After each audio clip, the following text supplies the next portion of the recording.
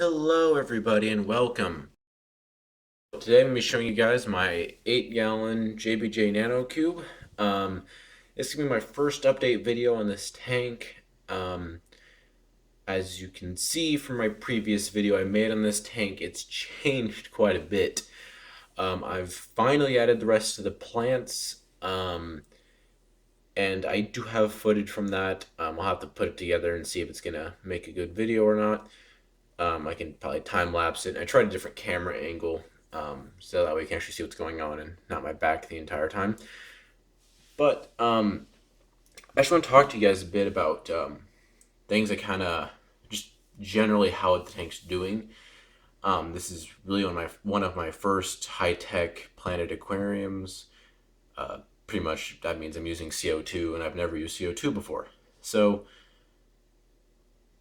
far, my experience has been really good. The plants seem to be doing good. I haven't noticed any of them not doing good, which is a very, very nice feeling.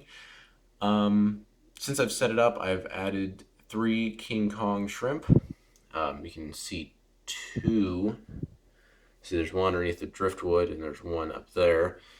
I can probably get a little close up on one of those. They're really pretty shrimp that I got from the Aquatic Experience. And they do look really, really nice. So there's 3 of them in here. Pretty sure the one you're looking at right there is, I think, some male. I think the other 2 are females. There are also at least 2 orange really shrimp. There's one on that driftwood right there. They haven't really got their pattern in, so I'm not really sure what they're doing. I guess it could have ended up being a hybrid or something, but I kind of doubt it. The only thing they would have been able to cross with, since I've had them, are my red crystals, and they're a Cardina, and the orange relays are a Neocardina. But yeah, that's not the entire point of the video. So the challenges I've experienced so far with this tank have mostly just been with like the plants sticking to the ground. The dwarf baby tears were a horrible pain to try and keep from floating. What I did eventually was just take a bunch of the aqua soil and kind of sprinkle it on top just to weigh them down. So some of them are kind of covered, but at least that way they can grow. The snails have gone absolutely insane. I haven't done anything. I haven't killed any of the eggs or anything because there's some back here on the walls. That's just like, yeah, you can see trails of eggs all over the place. There's just tons.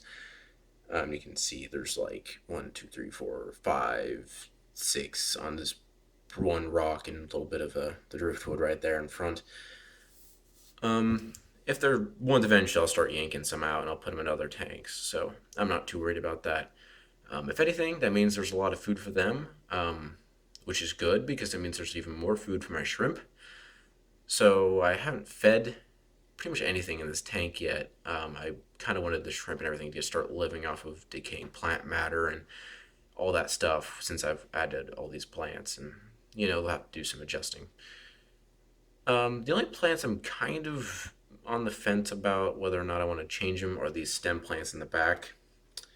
I don't have a very good shot of it with the camera right here, but you kind of see they're kind of growing not straight up. They're kind of really growing straight to the light because the light is right on the middle. And they're kind of doing that so much at the point where I'm thinking about changing them out. They're a really nice color. I kind of like the pattern, the leaf pattern on them. So who knows? We'll see. I might end up keeping them. We'll see what these bonsai plants do, which are these plants I have right in front of them, right after these AR minis. I'll put a link to the description to the website where I got these plants because I got a ton. I bought one thing of bonsai plants, and these are all, most of these are tissue cultured. The stem plants I think I got on eBay, but I don't remember who I got them from. The AR minis was 1 pack, and I still have some extra that I'm going to be putting in my other 10-gallon. The dwarf baby tears, I guess I can get a shot of that. You can see how many there really are. That was actually 2 orders of those, and I had one little patch left. As you can see, I mean, it's filled up the entire thing. There's not much they have to really do to grow in, except for filling these little patches in between them. And I got some Stargine Repens, which I got a ton of. I think most of them didn't even end up making it because I left them in the cup too long, and yeah. But there's so many of those. It was crazy. So top quality plants. Definitely recommend the website. They weren't too expensive either. So we'll see how they do, and I might have to start dosing something to keep the red, or I'll figure it out as I kind of go along.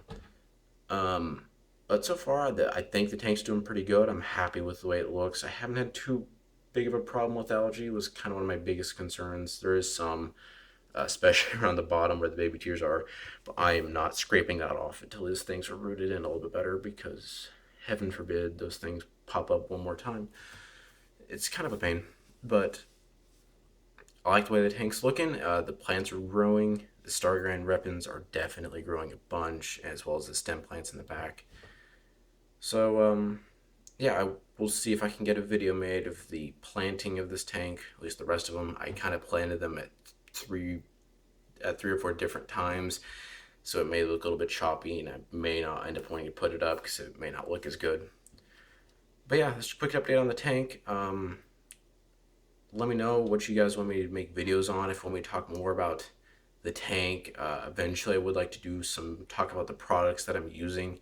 Um, I do want to wait and see if the plants start growing, how they do before I start doing that. Make sure I can get a good review, and that way it's not just me saying, "Oh, hey, it looks like the lights are pretty bright." I want to see how the plants grow underneath those before I do that kind of a video. Just have an awesome day, guys. Check out my blog site. Link to that will be in the description of this video, as well as I'll put a link to the first setup of this video. And lastly, I'll put a link to the website where I got these plants, or most of these plants.